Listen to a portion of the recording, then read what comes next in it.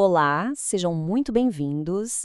Esta aula trata do tema perícia contábil. E o nosso assunto de hoje é o planejamento de laudo pericial e o termo de diligência. Quem nos guia neste tema é o professor doutor Francisco Lorenz. Imagina só a cena. Uma sociedade que parecia ir super bem, de repente, desmorona. De um lado, um sócio acusa o outro de desviar dinheiro. Do outro, a negação total e a contra-acusação de que tudo é culpa da má gestão.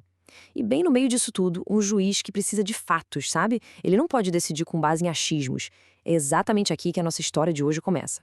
E para desvendar esse mistério todo, entra em cena uma figura que é simplesmente crucial: o perito contábil.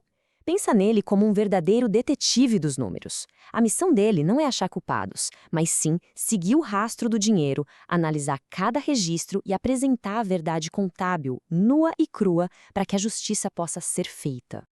Ok, vamos mergulhar nisso.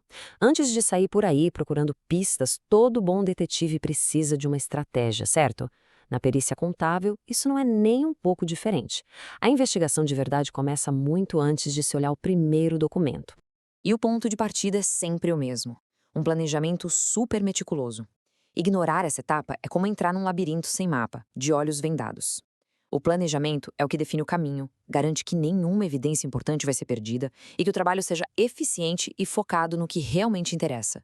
Nessa fase inicial, o perito estuda o processo judicial, entende direitinho quais são as perguntas que precisam ser respondidas, a gente chama isso de quesitos, e define o objetivo do seu laudo. É o momento de traçar o escopo do trabalho para encontrar as respostas que o caso exige. A palavra-chave de toda essa operação é diligência. Diligência nada mais é do que o conjunto de todas as ações que o perito executa para buscar as provas.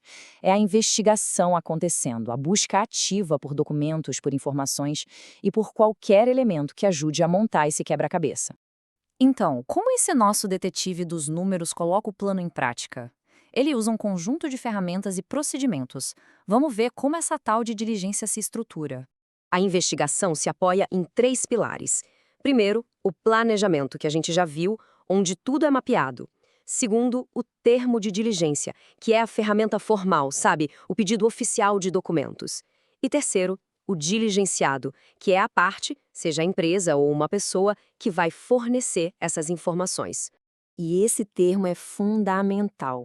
Ele funciona como se fosse uma chave oficial que abre as portas dos arquivos. É um documento formal, direcionado às partes ou a terceiros, solicitando de forma clara e objetiva tudo o que é necessário para a análise, com prazos e locais definidos para a entrega.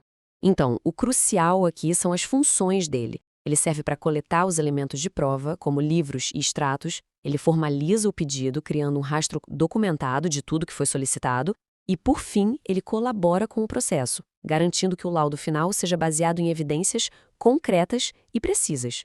Certo, mas que tipo de pistas o nosso detetive financeiro pode de fato solicitar com essa ferramenta tão poderosa? Vamos dar uma olhadinha em alguns exemplos bem práticos. A lista é extensa. Pode-se pedir o livro-razão para ver o detalhe de cada conta, os balancetes para ter uma visão geral, notas fiscais para rastrear compras e vendas e, claro, os extratos bancários, que mostram exatamente para onde o dinheiro foi.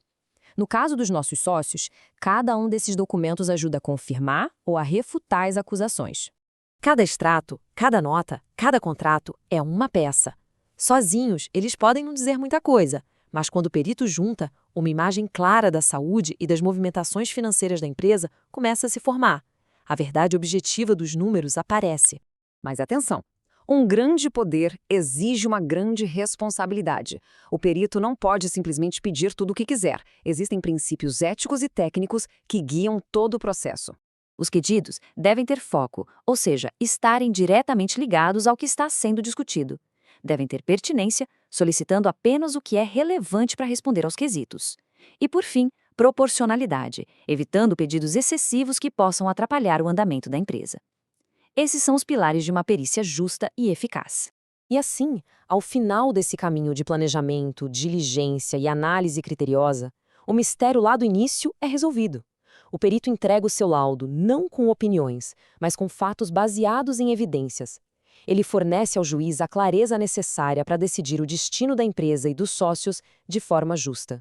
E por hoje é isso. Um mergulho no mundo estratégico da perícia contábil. Se este conteúdo foi útil, se inscreva no canal, siga, salve e compartilhe para que mais pessoas possam entender o poder dos números na busca pela verdade. Até a próxima!